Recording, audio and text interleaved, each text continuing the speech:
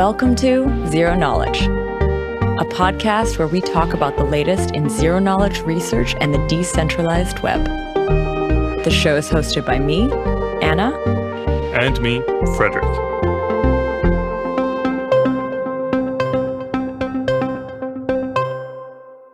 In this week's episode, we sit down with the guys behind the Fractal protocol.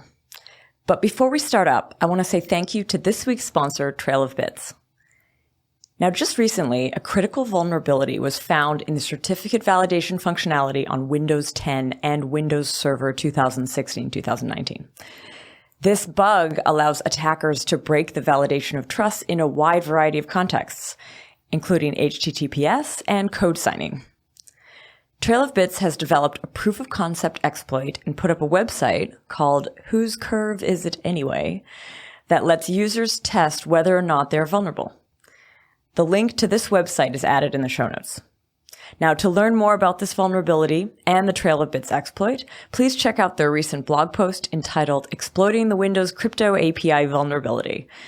And also keep an eye on the Trail of Bits blog for security news and explanation pieces just like this one. It's linked in the show notes as well. So thank you again, Trail of Bits. And now, here's our episode on Fractal.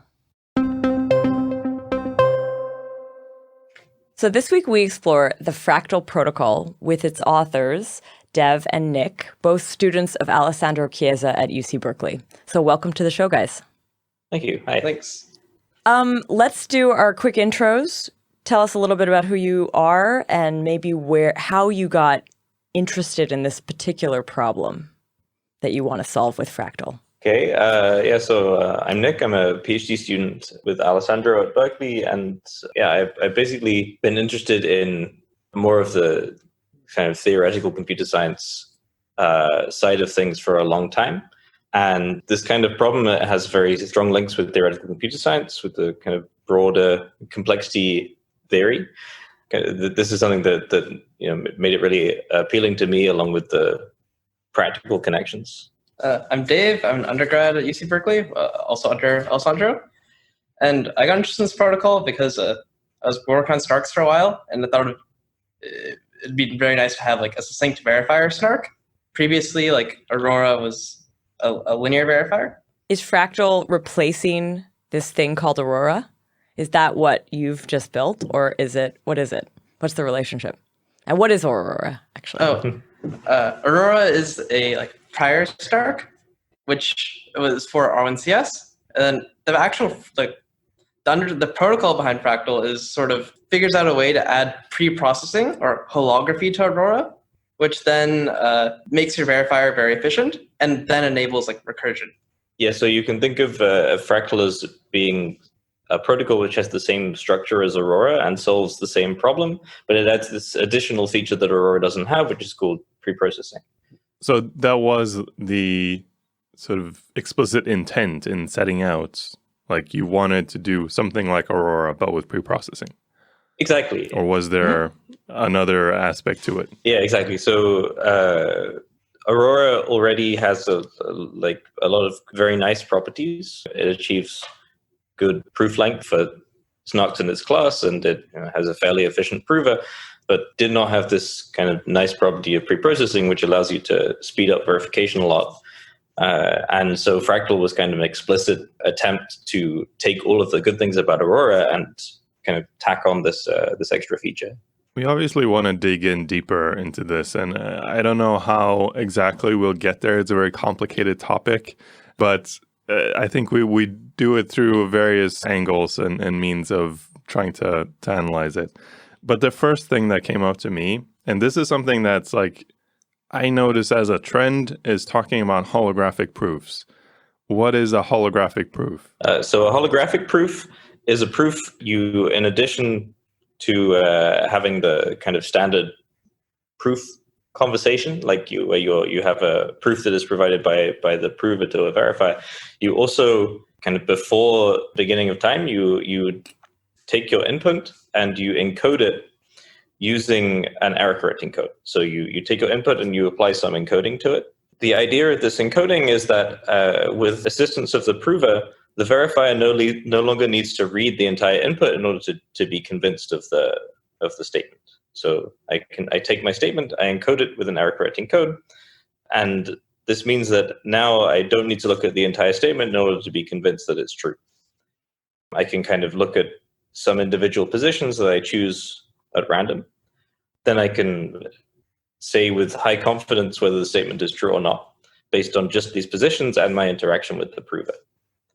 So this leads to preprocessing, because what I can then do is I can apply some transformation which takes this kind of model where I have this encoded version, and I can convert it into a preprocessing routine. The holographic proof then is not the preprocessing. It's preparing it to be preprocessed? It's before you add the cryptography on top. So like this is still in the information theoretic or unconditionally sound protocol. And then you add cryptography in order to get a thing you can actually instantiate. So holographic proof is like the theory that allows preprocessing. We're still in the random oracle model at that point. So this is like holography is like the idealized model that allows you to do preprocessing. Where did that term come from? Is this a long-standing cryptography term, or is it pretty recent that people are using it? So it's actually fairly old. It came from, I think, this paper from 1991 by Fortno and Lund, where they're setting up this whole area of PCPs and program checking and all of this stuff. Like it's like right back there at the roots of this probabilistic checking literature. And they were interested in precisely this problem of like, if I have an input which is really long, but I want to verify, I want to check its validity very quickly, how can I do that? And you can show that it's not possible to do it unless you have this kind of additional capability of encoding it with an error correcting code before you start. I think actually that paper you just mentioned, it rings a bell. I think we talked about that in the first episode we did with Ariel Gabizon. I think he brought that paper up. I remember trying to find it and like looking it up. It's kind of one of the classics. It's like a very extremely influential paper, and like everything that we're talking about, kind of all of these ZK SNARKs, they all owe a great debt to this particular work. Was it actually, did it use the term holographic proof back then, or was it the concept was introduced back then? Because I've understood that the word holographic proof, as far as I understand, there's something like that in Plonk, but they don't call it holographic proof. They call it something else. Oh, yeah. So I think they call it holographic in this BFL paper. This is they do. The term comes from there. Yeah, we didn't kind of just come up with it. Okay. And then what are other terms that are used to describe this exact or something similar to this? They call it an algebraic interactive proof or something like that, I think. Yeah, it's basically, there's like 3 concurrent works, roughly, like Plonk, Marlin, and Darks, and everything, they all call it something different. It looks like they just, as far as I can tell, it looks like they're just looking at security in the algebraic group model against algebraic adversaries. They're talking about also some idealized proof system model. They're not explicitly focused on preprocessing. So what they are talking about actually is more of the encoding during the protocol rather than before, rather than of the input. So what they mean, so they use the term polynomial protocol, and what they mean by that is that what the prover is saying in the protocol is guaranteed to be encoded as a polynomial. This is sort of orthogonal to the holography aspect. So the holography aspect says that I also am allowed to assume that the input is encoded using a low-degree polynomial. So the notion of algebraic holographic proof, which is what is used in Marlin, combines both of these things. It says that the input is encoded using a polynomial, and also all of the prover's messages are encoded using polynomials. You just mentioned another paper there, Marlin, which I don't think we've actually talked about yet on this episode. We've definitely mentioned in the past. Maybe give a little bit of background on what Marlin is, when it came out, and how it relates to your work. So Marlin came out roughly at the same time as Plonk did, and it's using holography with these polynomial commitments to essentially improve upon Sonic. So it's in the same setting of having an updatable trusted setup. And so in Fractal, we improve upon the the Marlin's algebraic holographic proof and convert it to the RSIOP setting, sort of the setting that we use for these Starks. Did you say RS? What did you just say? RSIOP? Yeah. So for these Starks that are quite modular, there's an RSIOP, which is when you talk about using error correcting codes. And so you restrict everything to Reed-Solomon codes. This is an error correction code where you have a polynomial, and then you've committed it, say, a degree D polynomial, and you commit it to more than D points. This gives you some error correction properties. Then an IOP is where you're just talking about rounds and messages. And then you get a Stark at the end when you add cryptography. What does IOP stand for? Interactive Oracle Proof. Yeah, so IOPs are kind of the basis for all of these proof systems in this family that Fractal belongs to. So an IOP is a generalization of, it stands for Interactive Oracle Proof, is a generalization of an earlier notion called a PCP, or probabilistically checkable proof, which has probably come up before, I guess, I'm not sure. Yeah.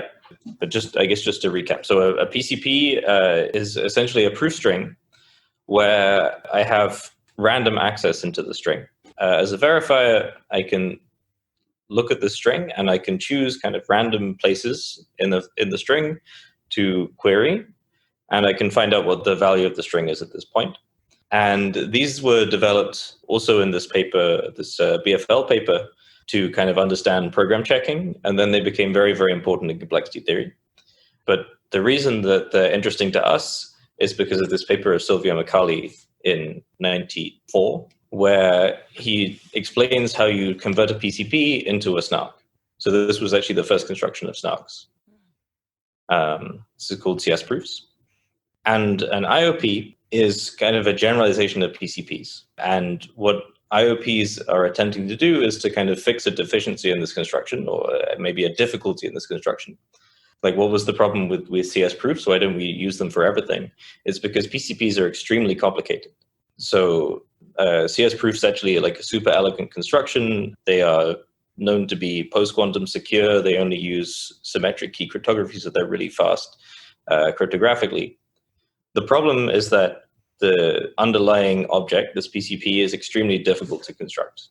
Like it's an enormously complicated object. And what IOPs are an attempt to do is to basically say, okay, we don't know how to construct PCPs, but we can build essentially the same thing using a very similar construction from this thing called an IOP. And what IOPs add to the mix is interaction. So a PCP is kind of a fixed string, and it just, the prover writes it down, he goes away, the verifier can look at it. An IOP adds interaction to this, so the prover can write down a string, the verifier can then send a challenge, and then the prover can write down another string, and so on and so forth. This can repeat for some number of rounds. And this additional power allows you to design much more efficient protocols. And then what you can do is you can use kind of established cryptographic techniques to squash this interaction into a non-interactive proof, or non-interactive argument, which is what you wanted to begin with. That's interesting. So it sort of went like static to interactive to non-interactive. Exactly. And is the RSIOP the non-interactive version, or is the RS part something else? This is Reed-Solomon, I believe, what you just said? Yeah, so the RSIOP is sort of akin to these other things like AHP and polynomial protocols and stuff. It's like a more idealized model.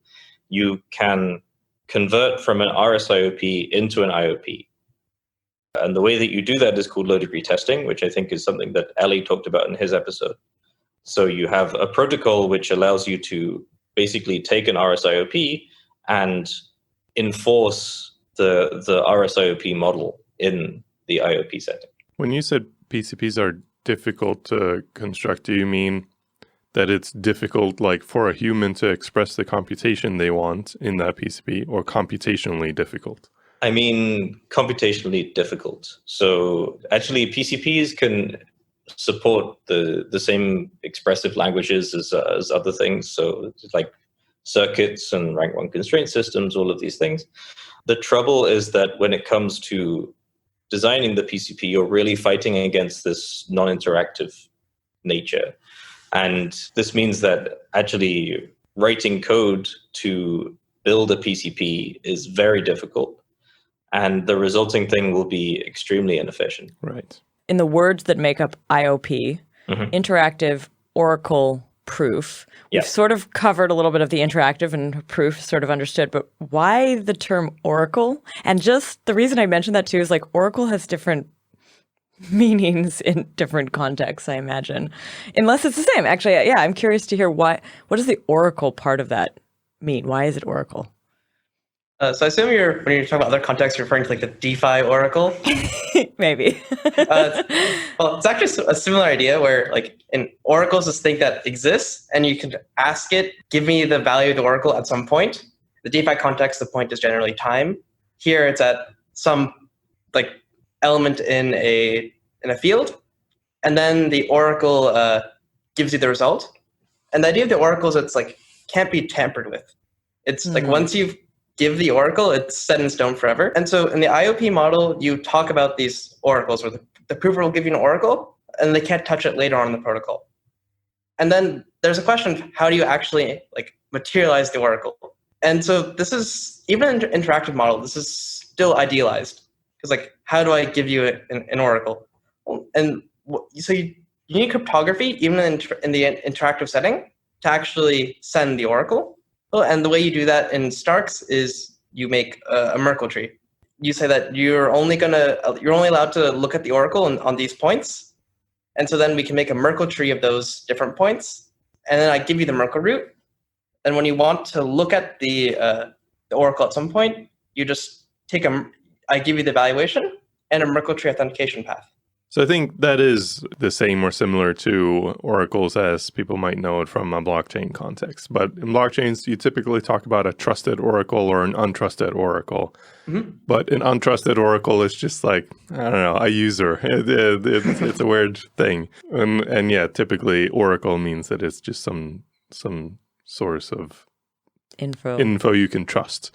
But in this case, it's, you can trust it because you're actually providing Merkle proofs of the thing that the oracle is giving you. I've always understood oracle as also kind of like reflective of real world information, it being brought, but maybe it's just that's one case of an oracle where like something in the real world is brought in. I think that's specific to the blockchain context because oracles are only used to get data that is off-chain. Anything on-chain, we don't need an oracle for. So it kind of automatically becomes that in the blockchain world. Okay. But I don't think it's necessarily like a property of it. Yeah. So like here, the prover is giving you an oracle. So sort of the point of the protocol is that if they give you an incorrect protocol, or like incorrect oracle or just garbage, the verifier should fail. Like it should be able to detect this. What we mean by oracle in this particular setting really is just a very large string or database that you can like look into, and you are guaranteed that it doesn't change over time. Like it can't kind of adapt to the queries that you're making to it. It's fixed over time. Yeah. So this is the usual notion of oracle in kind of theoretical computer science. I guess maybe there are other ideas of what an oracle means, but in the case of interactive oracle proofs, the important thing is that the oracle is not able to kind of cheat adaptively. So you can write down whatever you like, but once it's written down, and you're not allowed to change it as a malicious, as an adversary.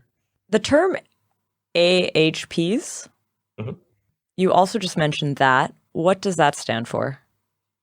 That stands for algebraic holographic proof. Oh. Yeah. So it's very similar to a holographic IOP, which is the thing that we use in Fractal. Okay. Really, there's not at a high level, there's no difference between them. You should think about them as being the same thing. So holographic IOPs and AHPs, pretty much the same. Holographic RSIOPs and AHPs are pretty much the same. So they both represent kind of the same demands on your proof system. The only real difference is kind of for an AHP, you care about what happens when you turn it into a SNARK using a polynomial commitment scheme. Whereas with a holographic RSIOP, you care about what happens when you turn it into a SNARK using this combination of a low degree test and this hash-based cryptographic compiler. Cool. I think that's really good on definitions there. So let's take a slight step backwards and talk about Fractal. And high level, abstract level, what is Fractal and what did you actually achieve with this? Okay. So Fractal is a transparent preprocessing SNARK, which is also post-quantum secure. And aim with Fractal was really to solve this problem of transparent recursion. So there has also been other work on transparent recursion using a different approach, which came out kind of concurrently with Fractal, but the intention was to be able to do recursion without trusted setup. What was the other work? So there was also this recent work, Halo, due to Sean Bo, Jack Grigg, and Dara Hopwood, where they also achieve some kind of transparent recursion. They use very different techniques to Fractal. And this is kind of concurrent with us.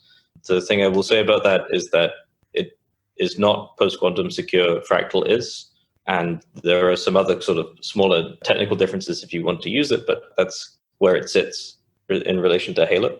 So this was, so our intention was to enable you to do recursion without a trusted setup. Halo is also, as I've understood it, in a comparable camp to what Supersonics from Ben Fish and Benedict Bunce is. But Fractal, I never hear kind of put in that same category. So is Supersonics is it comparable to Halo at a different point? Or would you say Fractal is also comparable to the Supersonics work or the Darks?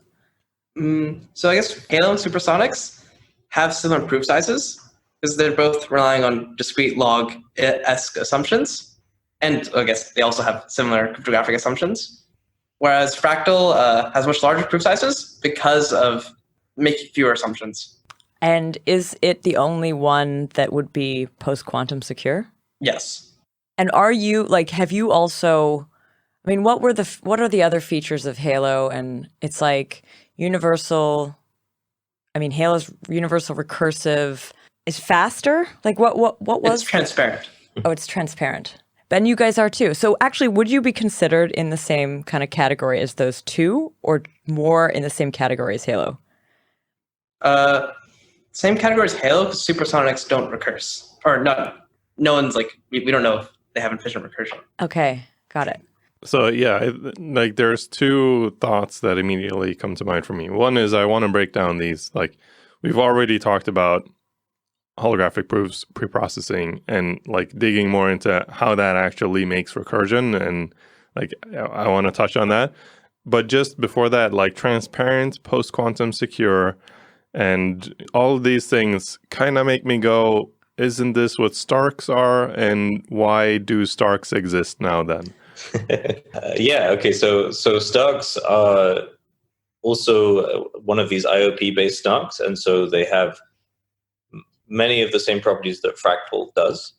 So the difference between Fractal and Starks and kind of where you would use Fractal over Starks comes in the kind of computation that you're trying to do.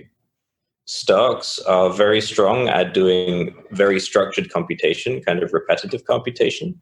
For example, if you wanted to evaluate a hash function over and over again, then probably a Stark is what you want. Fractal is very good at unstructured computation. This is something that Starks are not very good at, and a lot of the properties of Starks that are so wonderful for structured computation just don't carry over to the unstructured case. So if you just have an unstructured computation, then Fractal will work much better, and the reason is this preprocessing. Right. That's interesting. Yeah, that makes sense. So let's talk about the preprocessing. And in a previous episode, I wonder if we talked about this both with Plunk and with Coda, but I know we talked about it in the recent episode with Coda. I asked the question, what is the trade-off with recursion? Why can't every SNARK recurse? And the answer is, well, you need this pre-processing trick. And what is that trick really then? And like how does it lead to recursion? We already talked about what it is, but how does that make recursion efficient? So what you need to do recursion is you need the verifier, when verifying a circuit, to run faster than the size of the circuit that you're verifying. This is the essential thing that you need for recursion. And the reason for this is that if you think about what happens when you recurse, you're proving a statement about the verifier accepting a proof.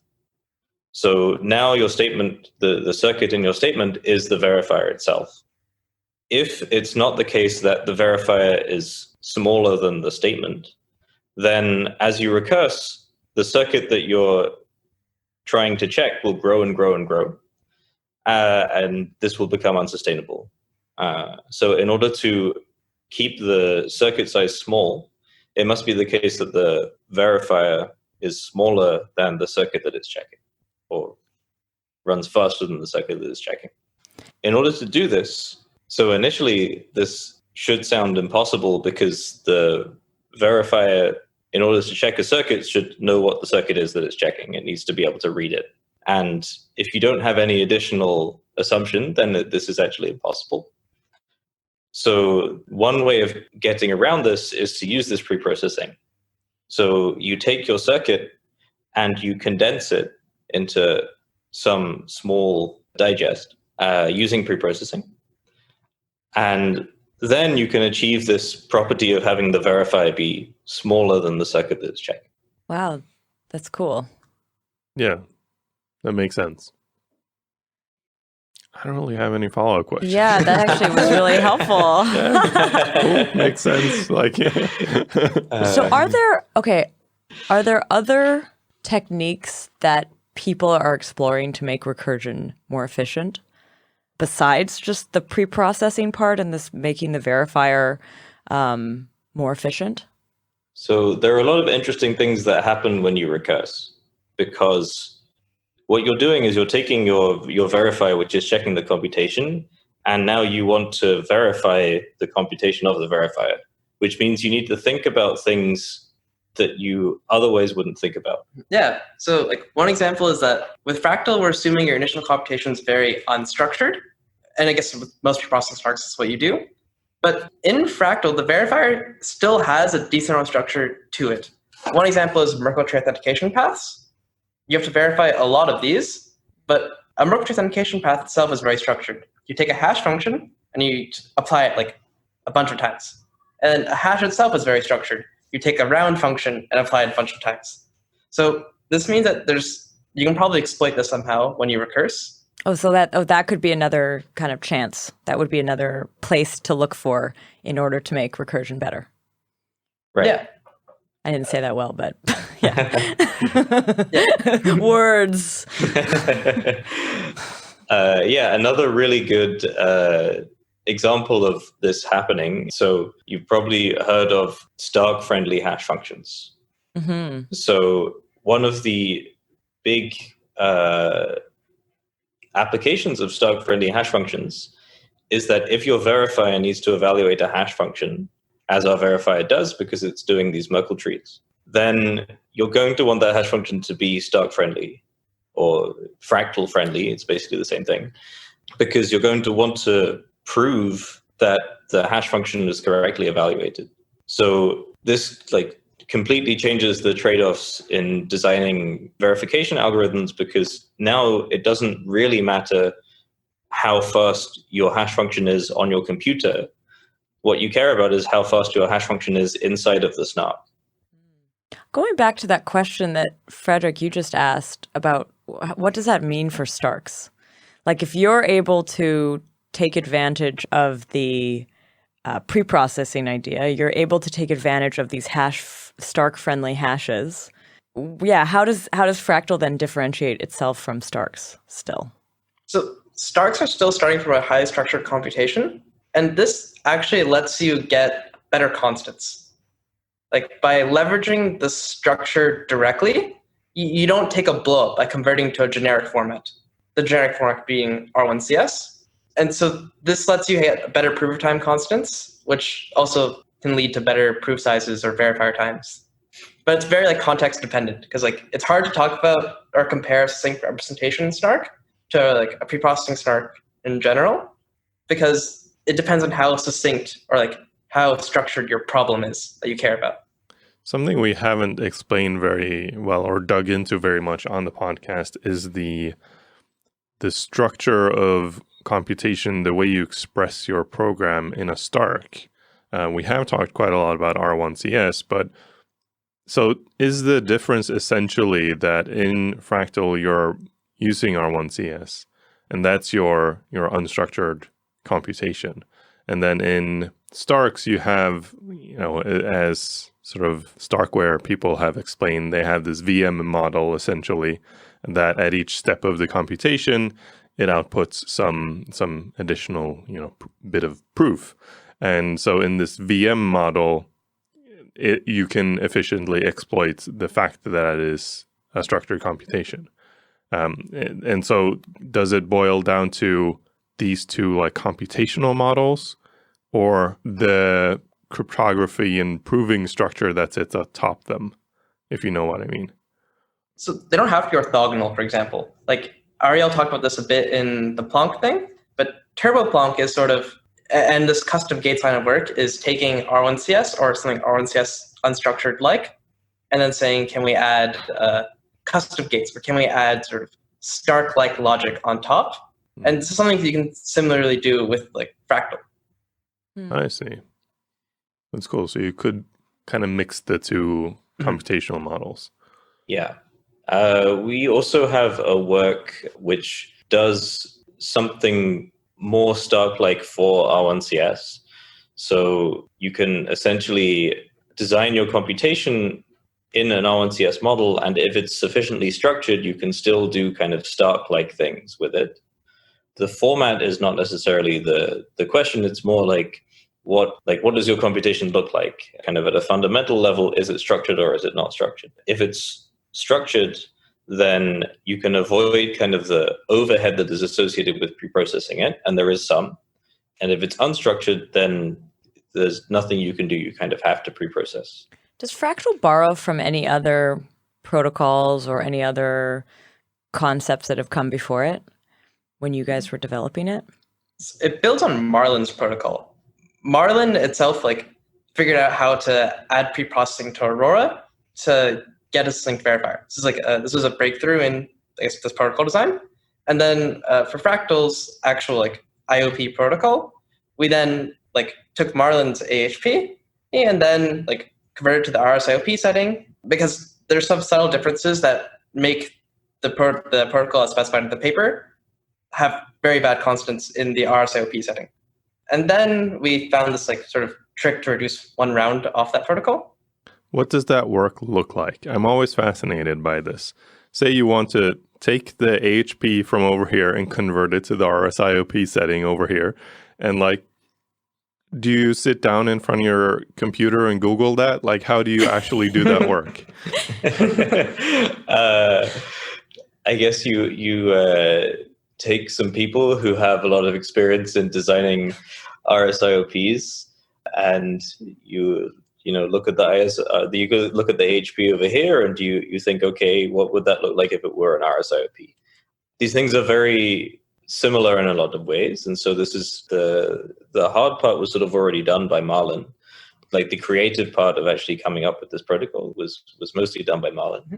The kind of technical work for moving from AHP to RSIOP to IOP was something that we'd already had some experience in from writing the Aurora paper. And so, the steps are maybe not straightforward, but at least kind of they were set out already in this previous work. How much time does it take? From this initial idea of, I think we should, do this, to you had the paper done. Well, what's the timeline?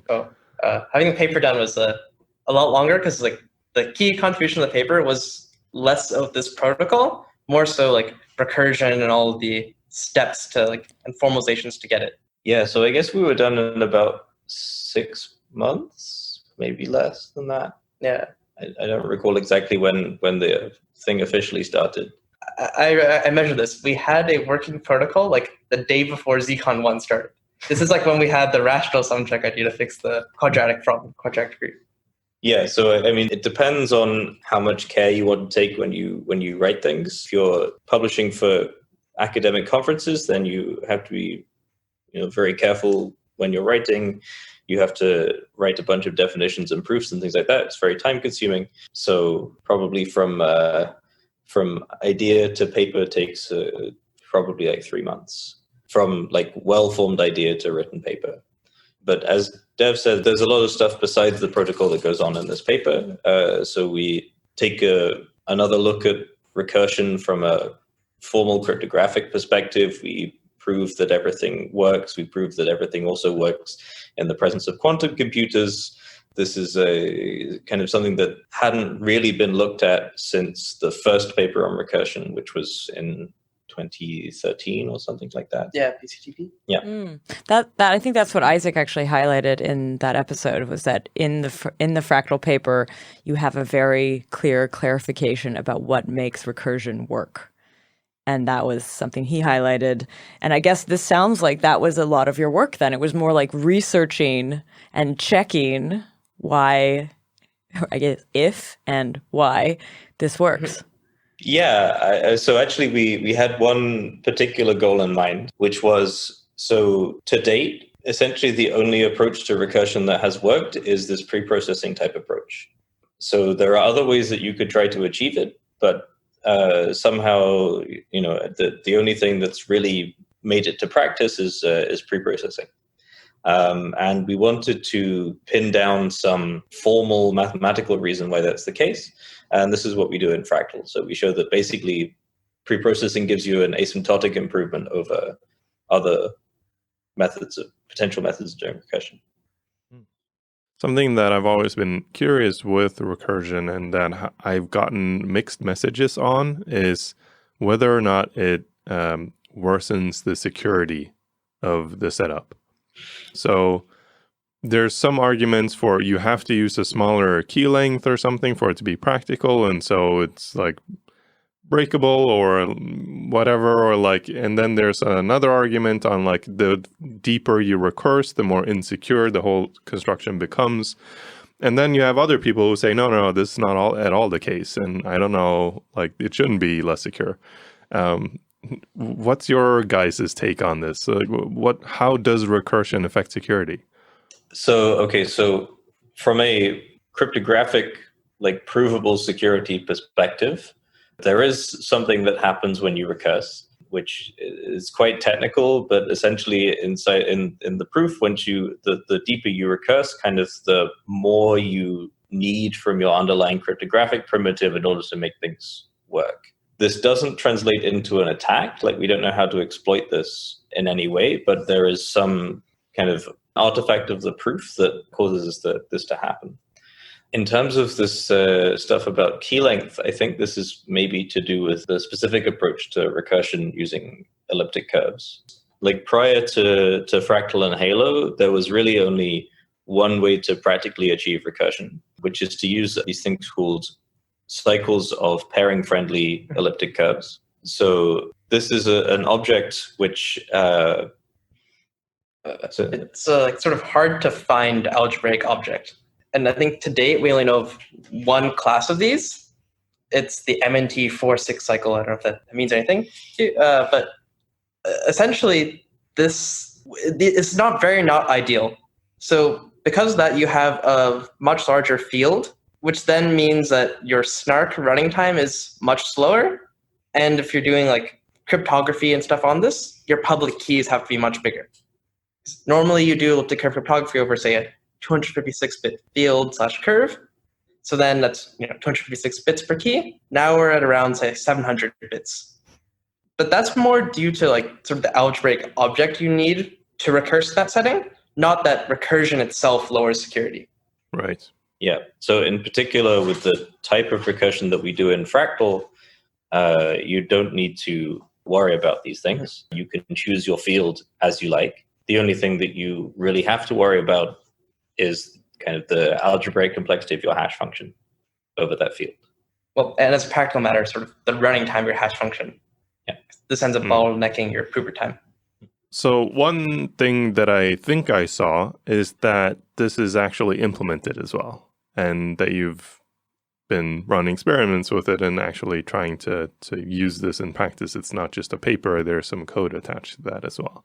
Yeah, the code's online at libiop.org. It's basically a GitHub repo. And was that code that you wrote for this paper? Is it like you're modifying something, or, and what quality is that code? Is it something that you would go out and recommend that a blockchain be used, like based on today, or is it like, academia code?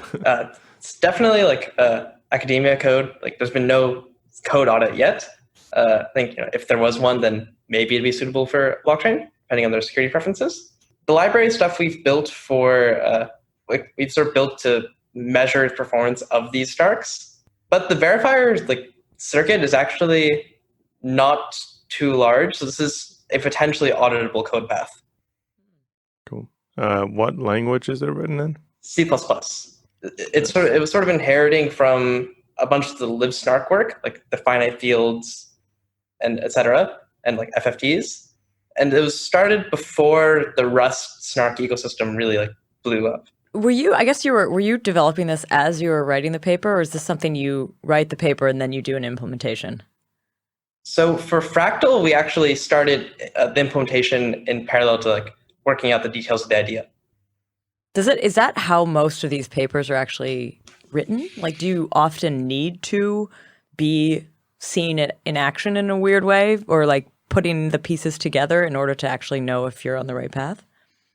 That really depends on what you're aiming to say. So it's perfectly reasonable to put out a paper with no implementation if what you're trying to say is something kind of, cryptographic and theoretical.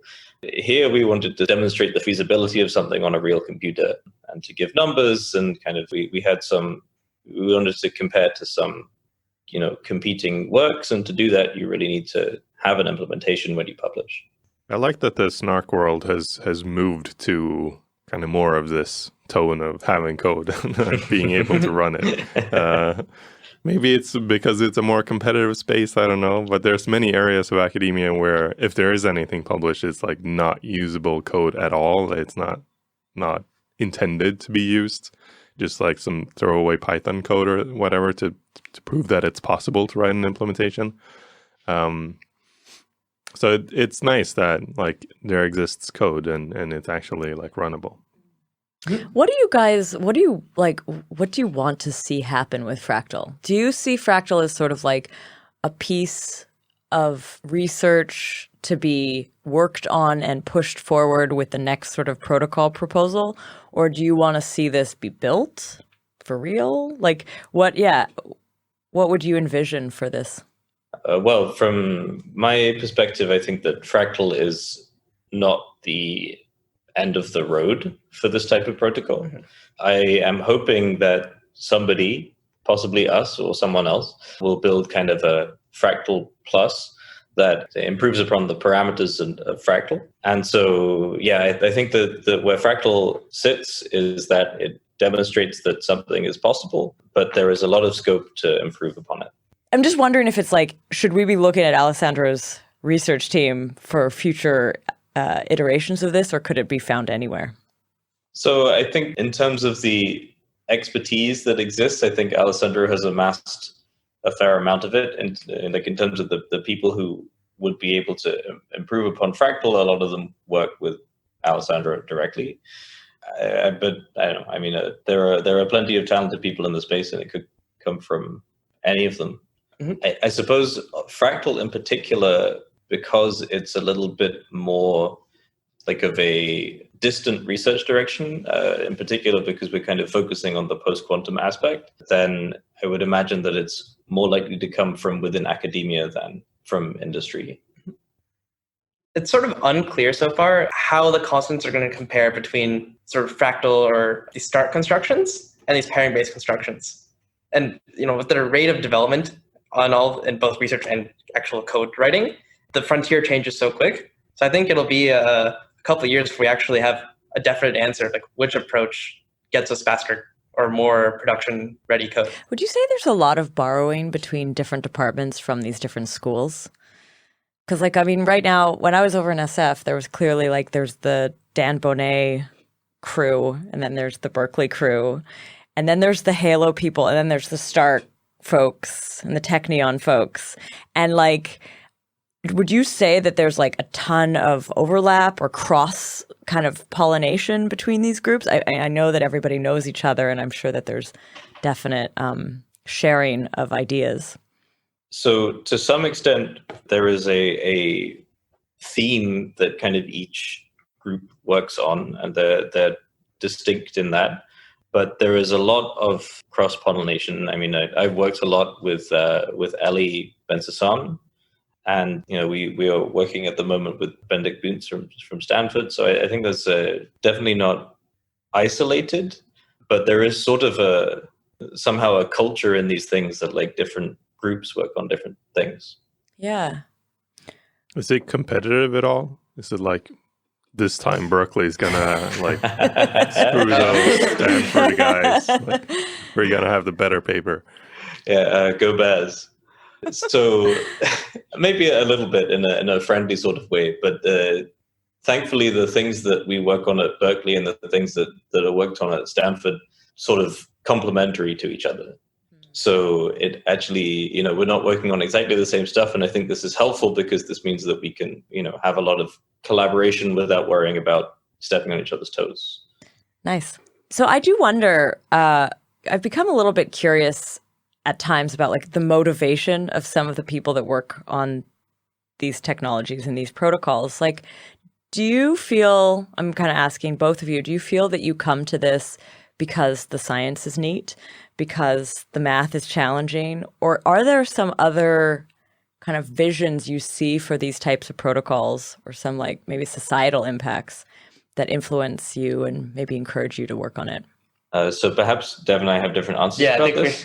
So I personally, as I alluded to at the beginning, I'm really interested in this because of the kind of mathematical implications, because of the relations to theoretical computer science.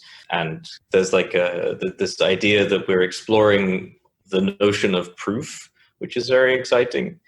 I also find it very fulfilling to work on these problems. Kind of, they're mathematically interesting, and they're deep, and kind of the practical applications are sort of an icing on the cake. What about you? I got started with this stuff, and I find it fun because I get to do lots of fun math. But I think there's a lot of things I find fun and have fun math. The reason I think these are sort of special is that they have these sort of meaningful applications all over the place. I think a society where we use validity proofs everywhere is much better than one where we have trust baked in. Cool. So to wrap up, I'm curious, what's next for you guys? This paper has been published. What are you working on now and in the short-term foreseeable future? Well, one thing we're working on is cleaning up the code for Fractal. We've sort of released the pre-processing variance code, and now we're cleaning up the recursion code. Then we'll do a final release of that. Then another thing we started looking into is now we have recursion. How can we sort of bootstrap off recursion to further improve these SNARKs? What else can we do than just saying we have a recursive SNARK? Can we actually use the fact that we can recurse to improve these asymptotics or constants? This is something that's evidence from PCPs. The famous PCP theorem is achieved by doing a similar recursion of two different types of PCPs. So maybe something similar can hold for STARKs. So what I'm working on at the moment, I'm thinking about the cryptographic implications of SNARKs. There's a lot of interesting kind of cryptographic foundations behind SNARKs. For example, there was a paper in 2011 that said that essentially SNARKs are impossible. People built them anyway, and there's a lot of interesting questions about kind of what is the limits of provable security for SNARKs. And also for one-round arguments, which is, the thing kind of above SNARKs, you have a little bit of interaction, but not very much. These questions are kind of very in some sense, they're not particularly practical because no matter what the answer is to them, people will continue doing the same thing in the real world. Like, we believe that all of these constructions are secure and we have no evidence to think otherwise. But somehow there is in the underlying kind of cryptographic theory that there are some holes, and there are a lot of things that we don't know, and so I'm interested in trying to sort of plug some of these gaps.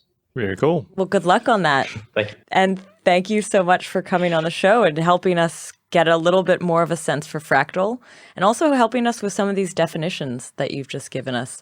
These terms we've been using, we've been hearing, the IOPs, the AHPs. I think it was really nice to clarify that. Yeah, thank you very much. Thank you. Thanks. Cool. And to our listeners, thanks for listening. Thanks.